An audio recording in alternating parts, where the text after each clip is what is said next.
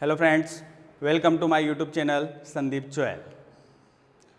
Last lecture में हमने जंतुओं में पोषण स्टार्ट किया था, न्यूट्रिशन हमने चालू किया था और उसमें हमने पोषण की डेफिनेशन और भोजन के अवयव देखे थे।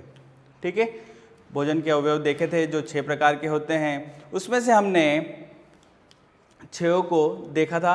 अब उसमें से हम एक उठा के देख रहे हैं जिसको हम कहेंगे विटामिन। हम विटामिन पढ़ेंगे। ठीक है, पहला भोजन का अवयव जो है विटामिन है उसको हम पढ़ेंगे। ठीक है, तो विटामिन्स जो होते हैं हमने नॉर्मली भाषा में बोलते हैं, सभी को इतना पता रहता है ABCDE व K, ये 6 विटामिन्स होते हैं जो अल्फ़ाबेट के द्वारा दर्शाए जाते हैं। ठीक है, इनके अलग अलग रासायनिक नाम भी होते हैं, ये हम सब इस लेक्चर में पढ़ेंगे। तो देखिए, पहले थोड़ा सा इसका डिस्क्रिप्शन कर लेते हैं। हम पहले से कॉमन जो फैक्ट है वो पढ़ लेते हैं। विटामिन शब्द है, विटामिन शब्द का सर्वप्रथम प्रयोग विटामिन शब्द का सर्वप्रथम प्रयोग एक वैज्ञानिक थे सी फंक के द्वारा 1911 में किया गया, में हुआ 1911 में किया गया। ठीक है, ये इंपॉर्टेंट है, आपको याद रखना है कि विटामिन शब्द का सर्वप्रथम प्रयोग किसने किया, तो वो किया है वैज्ञानिक सी फंक। और कौन से सन में किया, तो वो हुआ आपका 1911 में। ठीक है, तो देखिए, ये जो विटामिन्स होते हैं इनको कार्बनिक पदार्थ कहा जाता है। क्या कहा जाता है? कार्बनिक मटेरियल्स। ये जो विटामिन्स होते हैं ये होते हैं कार्बनिक पदार्थ जो कि बहुत कम मात्रा में पाए जाते हैं। मनुष्य के शरीर में या मानव में बहुत कम मात्रा में पाए जाते हैं, बहुत कम मात्रा में पाए जाते हैं। ठीक है, इनका जो संश्लेषण होता है, इनका जो बनने की प्रक्रिया होती है वो हमारी कोशिकाओं द्वारा नहीं होती है। विटामिन्स का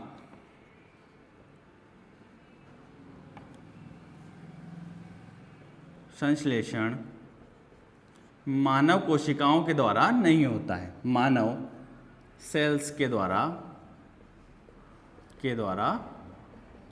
नहीं होता है। ठीक है, याद रखना है आपको कि विटामिन हमारे शरीर में नहीं बनता है, इनको बाहरी खाद्य पदार्थों से ग्रहण करते हैं। बाहरी खाद्य पदार्थ से या किसी खाद्य पदार्थ में विटामिन जिसमें होगा उसको लेंगे तो ही शरीर के अंदर जाएगा। इसको शरीर नहीं बनाता है, विटामिन को शरीर नहीं बनाता है। आपको याद रखना है कि मानव शरीर की जो कोशिकाएं हैं वो विटामिन को बनाती नहीं है, ये बाहरी खाद्य पदार्थों से प्राप्त किया जाता है। अब क्या होगा, इनकी कमी से रोग होते हैं। नॉर्मल सी बात है कि किसी भी पदार्थ की या किसी भी खाद्य पदार्थ की कमी से रोग होंगे, इनकी कमी से रोग होते हैं या जिनको बोलते हैं डेफिशिएंसी डिजीजेस, जिनको क्या कहेंगे? डेफिशिएंसी डिजीजेस कहते हैं, अर्थात किसी भी पदार्थ की शरीर में कमी होना है। वैसे ही विटामिन की कमी के कारण अनेक प्रकार के रोग होते हैं। अलग हम पढ़ेंगे आगे कि किस विटामिन के कारण कौन सा रोग होता है। ठीक है, अब एक और पॉइंट इसमें होगा, जो विटामिन्स होते हैं, विटामिन्स शरीर में अनेक मेटाबॉलिक एक्टिविटीज, उपापचय क्रियाएं जिसको बोला जाएगा, मेटाबॉलिक एक्टिविटीज को नियंत्रण करता है उपापचय क्रियाओं। ठीक है, जो विटामिन होते हैं अनेक उपापचय क्रियाओं को नियंत्रण करते हैं। इनके द्वारा अनेक क्रियाएं होती है, या बोल सकते हो आप संपन्न होती है। ठीक है, इनके द्वारा संपन्न होती है। तो ये हमने पॉइंट्स देखे हैं। कार्बनिक मटेरियल होता है, कार्बनिक पदार्थ होता है, मानव में बहुत कम मात्रा में पाया जाता है। विटामिन संश्लेषण मानव शरीर की कोशिकाएं नहीं कर सकती है, ये बाहरी खाद्य पदार्थों से ग्रहण किया जाता है और शरीर में बहुत कम मात्रा में होगा। इनकी कमी से अनेक रोग होते हैं, अलग अलग विटामिन के कारण अलग अलग रोग होंगे। विटामिन शरीर में अनेक मेटाबॉलिक एक्टिविटी में भाग लेता है या उनको संपन्न कराता है। ठीक है, अब देखिए हम आगे देखते हैं विटामिन्स के प्रकार। आगे देखते हैं हम types of vitamins. Types of vitamins के प्रकार। अब देखिए प्रकार देखेंगे तो किसी के आधार पर ही देखना पड़ते हैं, किसी के आधार पर ही देखते हैं। तो इनको देखेंगे हम घुलनशीलता या विलयता के आधार पर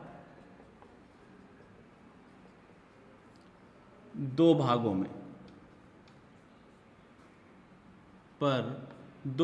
में विभाजित किए गए। दो भागों में विभाजित किए गए। कितने भाग में? दो भाग। किसके आधार पर? विलयता या घुलनशीलता। घुलनशीलता मतलब सोल्यूबल, किसी भी पदार्थ में घुलने की जो उसकी कैपेसिटी होगी उसके आधार पर। तो कितने भागों में हो गया? दो भागों में। तो दो भाग कौन कौन से होंगे? पहला हम देखेंगे जल में घुलनशील विटामिन, ठीक है, या वाटर सोल्यूबल। जो पहला होगा जल में घुलनशील विटामिन, वाटर सोल्यूबल होगा। ठीक है, अगला होगा वसा में घुलनशील विटामिन्स। ठीक है, फैट सोल्यूबल, जो वसा में या फैट में सोल्यूबल हो जाएंगे, घुल जाएंगे वो विटामिन। तो दो भागों में विटामिन्स को हमने किसके आधार पर बांटा है?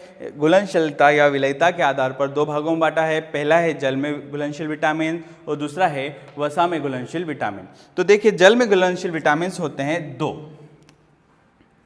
कौन कौन से होंगे? Vitamin B and vitamin C. ये दोनों किस में घुलनशील होंगे? जल में, विटामिन बी एवं विटामिन सी। और जितने बचे हैं, कौन कौन से बच गए? A, D, E and K. Vitamin A, D, E and K, ये किस में घुलनशील होंगे? आपके वसा में घुलनशील होंगे।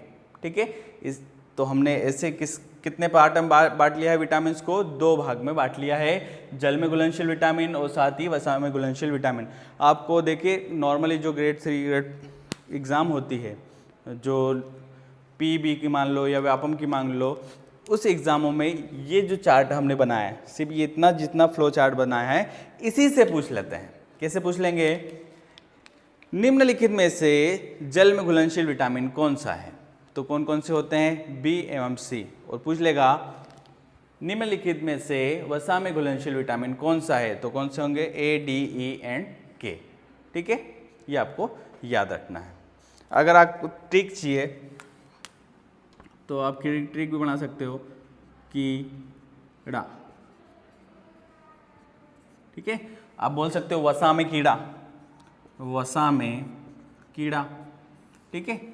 और जो बच गए हैं वसा के होने के बाद वो किस में आ जाएंगे? जल में आ जाएंगे। आप ट्रिक भी बना सकते हो कि वसा में कीड़ा, ठीक है, विटामिन के, ई, डी और ए। ठीक है, ये हो गया आपका फ्लो चार्ट। अब हम देखेंगे अलग अलग विटामिन को अलग अलग करके उसके रोग देखेंगे, उसके स्रोत देखेंगे और उससे क्या क्या और चीज़ें होती है वो हम पढ़ेंगे। ठीक है, तो स्टार्ट करते हैं हम, पहले से करेंगे। तो पहला है विटामिन ए। पहला कौन सा होता है? Vitamin A. विटामिन ए, तो देखिए पहला है हमारा विटामिन ए। ठीक है, तो इनको चालू करते हैं। विटामिन ए, विटामिन ए का रासायनिक नाम जो है रेटिनॉल होता है। इसका जो केमिकल नेम है वो है रेटिनॉल। ठीक है, ये विटामिन वसा में घुलनशील होता है, अर्थात फैट में क्या होगा? सोल्यूबल होगा, वसा में ये घुल जाएगा। इसकी कमी से आंखों का शुष्क होना, आंखें शुष्क हो जाती है। आंखें कैसी हो जाएगी? शुष्क हो जाएगी। अगला जो रोग है जीरोप्थेल्मिया, या एक और होता है जिसको बोला जाएगा रथौंधी। विटामिन ए की कमी से रथौंधी, जीरोप्थेल्मिया या आंखों का शुष्क होना रोग होते हैं। अब देखिए जीरोप्थेल्मिया, आंखों का शुष्क होना, और रथौंधी। रथौंधी का अर्थ होता है रात में देखने में जो रोगी होगा वो असमर्थ होगा, रोगी को दिखने में तकलीफ आएगी, कठिनाई होगी। दृष्टि का समाप्त होना, अगर अधिक मात्रा में विटामिन ए की कमी हो जाती है शरीर में तो रोशनी भी समाप्त हो सकती है। अगला अब इसके स्रोत कि विटामिन ए कहाँ से हमें मिलता है, तो ये मिलता है हरी पत्तेदार सब्जियां, गाजर, मछली या मछली का यकृत तेल। मछली यकृत तेल, जो मछली होती है उसके लीवर का जो ऑयल बनता है वो, उसमें भी अधिक मात्रा में विटामिन ए या रेटिनॉल होता है।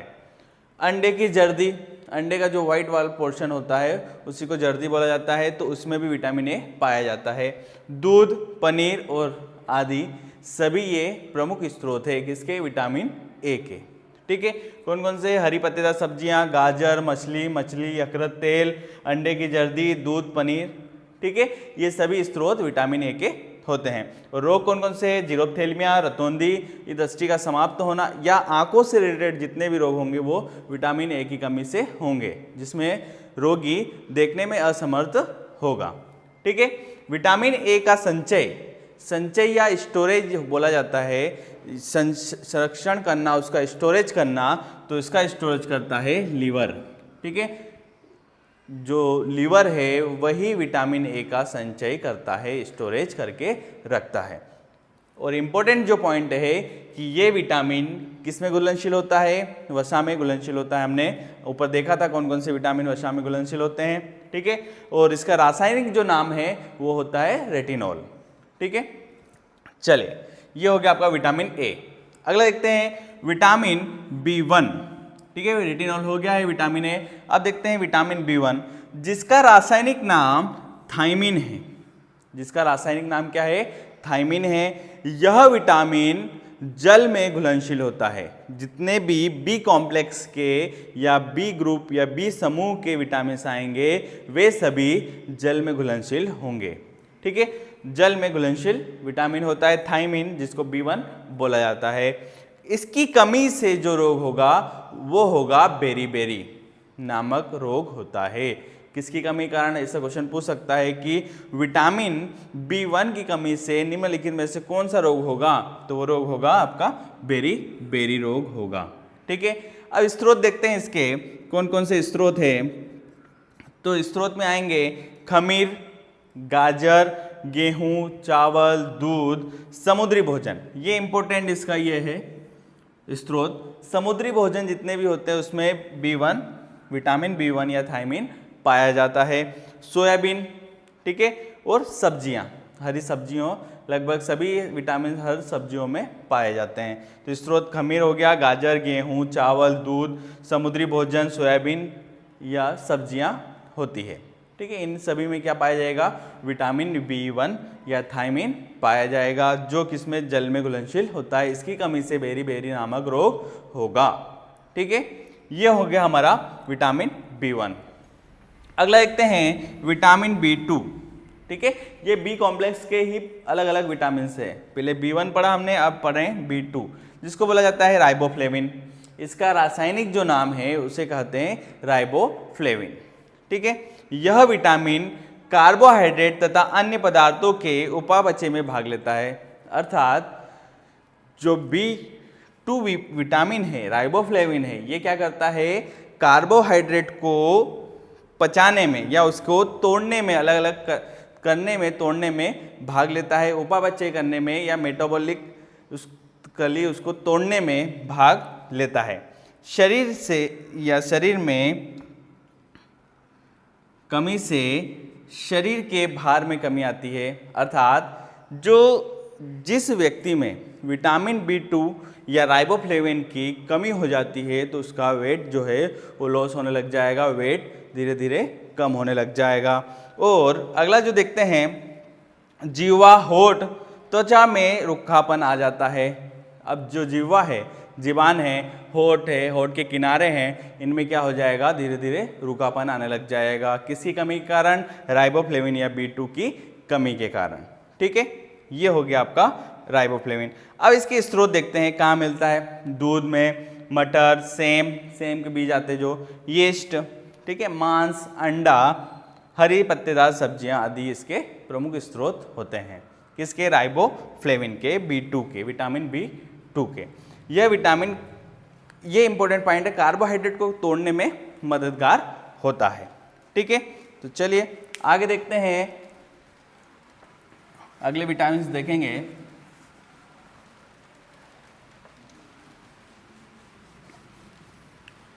सभी विटामिन हम पढ़ेंगे, पहले बी कॉम्प्लेक्स पूरा पढ़ लेंगे, हमने ए भी पढ़ लिया है।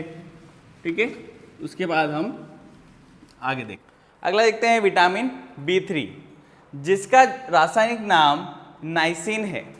ठीक है जी, इसका रासायनिक नाम है B3 का नाइसिन, या एक और नाम से इसको जाना जाता है जिसको बोला जाता है निकोटिनामाइड। क्या बोला जाता है, निकोटिनामाइड भी इसे कहा जाता है। नाइसिन को B3 भी कहा जाएगा, विटामिन B3 भी कहा जाएगा। ठीक है, अब इसकी कमी से बालों का सफ़ेद होना, जो रोगी होता है उसके बाल क्या हो जाते हैं, सफ़ेद होने लगते हैं। मंद बुद्धि का होना, B3 की कमी से मनुष्य मंद बुद्धि भी हो जाता है। ठीक है, अब इसके स्रोत कौन कौन से हैं, मांस, दूध, मूंगफली, गन्ना, टमाटर और सब्जियां भी आप बोल सकते हो। ठीक है, हरी पत्तेदार सब्जियों में भी विटामिन B3 पाया जाता है, और इसका जो रासायनिक नाम है वो है नाइसिन, या इसी का एक और नाम होता है निकोटिनामाइड भी कहा जाता है। ठीक है, ये हो गया आपका विटामिन B3। अगला देखते हैं विटामिन B5, जिसका रासायनिक नाम है पेंटाथोनिक एसिड। क्या कहा जाता है इसको, ये एक प्रकार का अम्ल होता है, पेंटाथोनिक इसका रासायनिक नाम होता है B5 का। ठीक है, इसकी कमी से जो है रोगी पेलेग्रा से ग्रसित हो जाता है। पेलेग्रा त्वचा से या स्किन से रिलेटेड रोग होता है। ठीक है, किसकी कमी के कारण हो रहा है, B5 की कमी की या पेंटाथोनिक एसिड की कमी के कारण होता है। अब इसकी स्रोत देखते हैं। स्रोत गेहूं, चावल, अनाज की बाहरी परत जो होगी वो स्रोत किसका होगा, B5 का। बादाम, टमाटर, पत्तेदार सब्जियां, ये सभी स्रोत किसके हैं, विटामिन B5 का, जिसका रासायनिक नाम है पेंटाथोनिक एसिड, और इसकी कमी से पेलेग्रा रोग हो जाता है।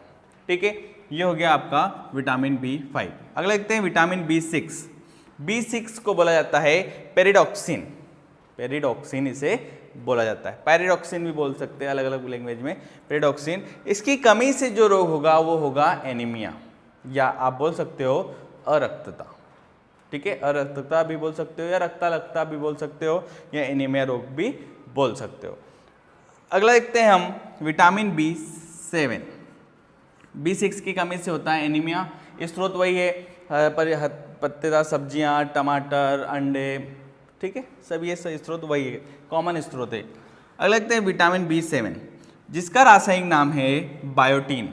ठीक है, बायोटीन या B7 की कमी से शरीर में लकवा हो जाता है, बालों का गिरना स्टार्ट हो जाता है और शरीर में एकदम से शरीर में दर्द भी उत्पन्न होगा। किसकी कमी के कारण?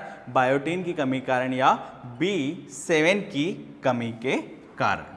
ठीक है, अगला देखते हैं विटामिन B9। एक और नाम से जाना जाता है इसको, फोलिक एसिड भी कहा जाता है। विटामिन B9 को फोलिक एसिड भी कहा जाता है और इसका जो रासायनिक नाम है वो है टेराइल ग्लूटेमिक।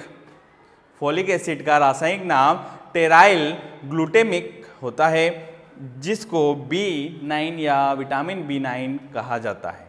ठीक है, फोलिक एसिड और एक रासायनिक नाम है टेराइल ग्लूटेमिक। कमी से एनीमिया तथा पेचिश रोग होते हैं। इसकी कमी से एनीमिया तथा पेचिश रोग होता है।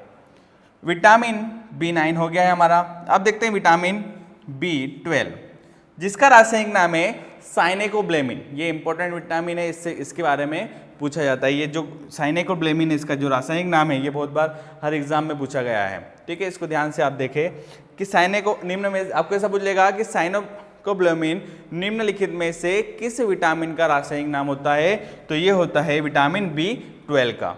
ठीक है, इस विटामिन में कोबाल्ट धातु उपस्थित होती है। आपको ये क्वेश्चन नहीं बन सकता है कि निम्नलिखित में से किस विटामिन में कोबाल्ट धातु उपस्थित है?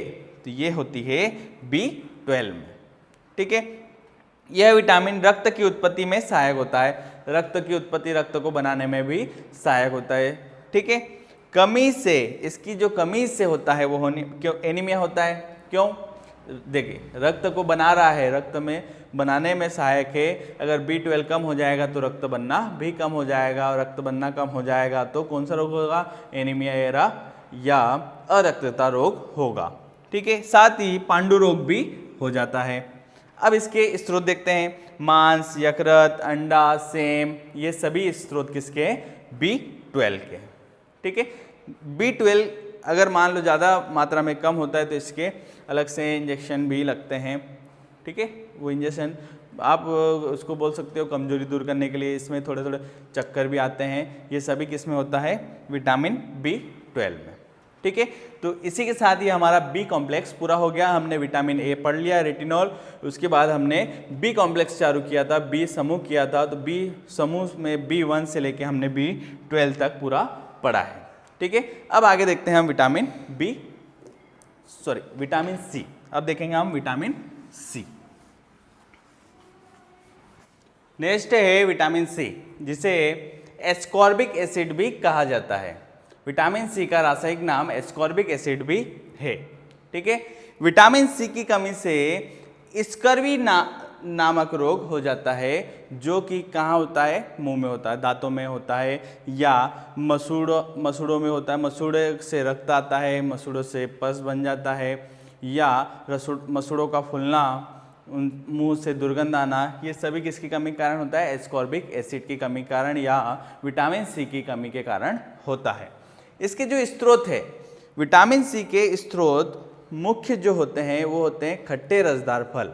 जितने भी खट्टे रसदार फल होते हैं सभी में विटामिन C पाया जाता है। जैसे नींबू, संतरा, मौसम्बी, आंवला, टमाटर, इन सभी में विटामिन C मुख्य रूप से पाया जाएगा। ठीक है, इसकी कमी से स्कर्वी नामक रोग होता है और इसके जो रासायनिक नाम है उसका नाम है एस्कॉर्बिक एसिड।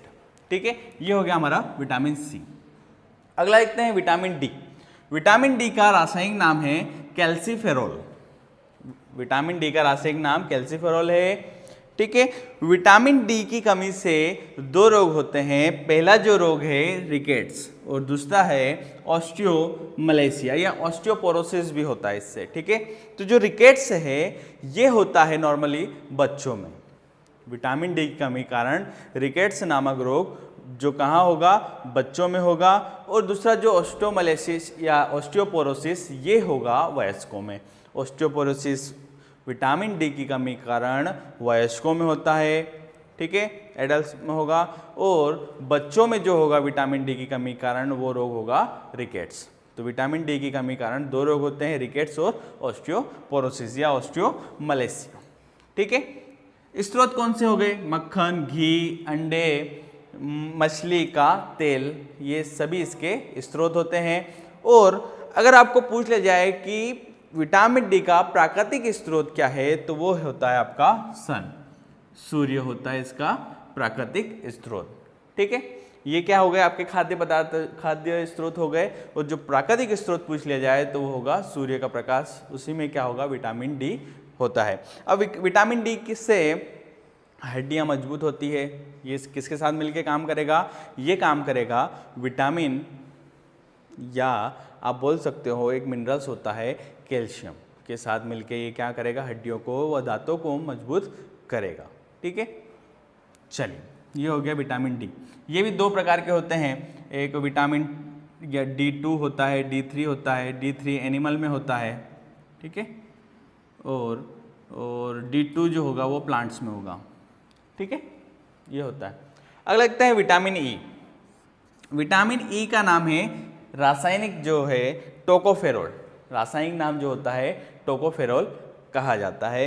इसे प्रजनन विटामिन भी कहा जाता है, रिप्रोडक्टिव विटामिन भी कहा जाता है, क्योंकि ये जो विटामिन है ये जितनी भी जनन क्रियाएं होती है उनमें सहायक होता है या उनके लिए आवश्यक होता है, प्रजनन के लिए ये आवश्यक होता है। कौन सा विटामिन, टोकोफेरोल, जिसे विटामिन ई भी कहा जाता है, जनन क्रियाओं के लिए आवश्यक होता है, हमने पढ़ लिया है। इसके अभाव से मनुष्य नपुंसक हो जाता है। देखिए जब प्रजनन में इसकी आवश्यकता होती है, इसका इम्पोर्टेंस है, अगर मान लो ये नहीं होता है तो मनुष्य क्या हो जाएगा, नपुंसक हो जाएगा, वह बच्चा पैदा नहीं कर पाएगा, इनफर्टाइल हो जाएगा।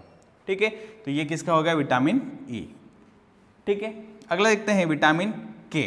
विटामिन के का रासायनिक नाम जो है पिलोक्यूलोन कहा जाता है, पिलोक्यूलोन इसे कहा जाता है। यह रक्त के स्त्राव को रोकने वाला विटामिन है। जो विटामिन के है, हम देखते हैं प्लेटलेट्स के साथ कौन मिलता है, विटामिन के मिलता है, और क्या बनाता है, रक्त का थक्का बनाता है, जिसका नाम क्या है, पिलोक्यूलोन। ये क्या करेगा, रक्त के स्त्राव को रोकने वाला हार्मोन इसलिए कहा जाता है कि ये प्लेटलेट्स आरबीसी डब्ल्यूबीसी के साथ मिलके रक्त का थक्का बनाएगा, अर्थात प्रोथ्रोम्बिन को बनाएगा। ठीक है, प्रोथ्रोम्बिन को बनाने का कार्य करेगा। कमी से, इसकी कमी, अगर मान लो ये बना रहा है प्रोथ्रोम्बिन, रक्त के स्त्राव को रोकने का जो इसका मुख्य कार्य है, और उसमें कमी आ जाएगी तो ब्लड क्लॉट नहीं होगा, ब्लड क्लॉट नहीं होगा और रक्त का स्त्राव होते रहेगा। ठीक है, तो इसकी कमी से कारण रक्त का थक्का नहीं बनता, इसके रक्त का थक्का नहीं बनता, ब्लड क्लॉट नहीं होता है। ठीक है, तो ये हो गया आपका विटामिन के, जिसको बोला जाएगा पिलोक्यूलोन। और इसी के साथ आपके विटामिन्स पूरे हमने देख लिए हैं, पूरे विटामिन्स हमने देखे हैं। 6 प्रकार होते हैं, ए, बी, सी, डी, ई और के, ये सभी हमने पढ़ लिए हैं। ठीक है, आपको ये भी बता दिया है कि वसा में घुलनशील कौन से होते हैं, और साथ ही जल में घुलनशील कौन से होते हैं, ये भी हमने देख लिया। बी और सी वसा में होंगे और जितने भी बचे, बी और सी जल में होंगे और बचे हुए वसा में होंगे, ए, डी व के। ठीक है, तो इसी के साथ ये वीडियो लेक्चर हम फिनिश करते हैं, और नेक्स्ट लेक्चर में हम अगले जो अवयव बचे हैं भोजन के वो हम पढ़ेंगे। ठीक है, विटामिन्स हमने पहले चालू किया, फर्स्ट अवयव भोजन का कंपोनेंट, फूड का कंपोनेंट पहला हमने विटामिन्स पढ़ा है। अब नेक्स्ट लेक्चर में हम अगले अवयव चालू करेंगे, 6 प्रकार के हमने देखे थे, अगले हम चालू करेंगे। ठीक है, तो आपको हमारा वीडियो और हमारा द्वारा दिया गया कंटेंट अच्छा लग रहा हो तो प्लीज़ हमारे चैनल को सब्सक्राइब करें, साथ ही लाइक करें, शेयर करें और बेल आइकन को भी प्रेस करें ताकि हमारा वीडियो आप तक पहुंच सके। धन्यवाद।